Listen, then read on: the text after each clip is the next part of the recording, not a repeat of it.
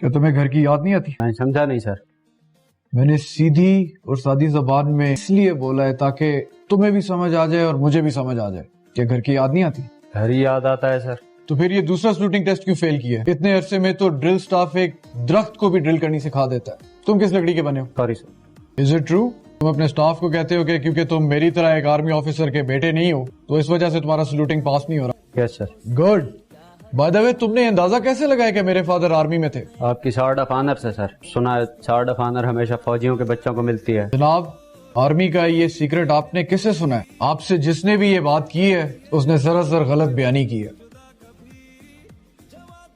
Mister गुलजार, come forward. ये है मेरे वालिदैन।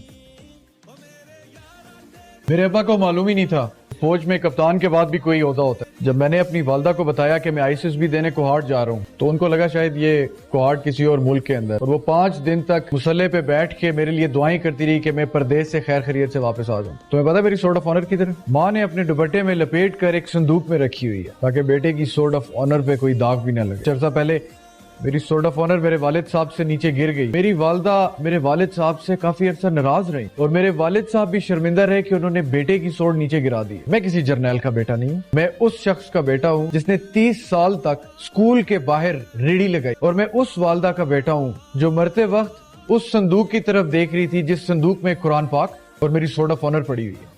परसों मैं तुम्हारा दोबारा टेस्ट लूंगा और अगर इस दफा भी तुम फेल हुए तो ये समझ लेना कि तुम इस एकेडमी में रहने के काबिल नहीं।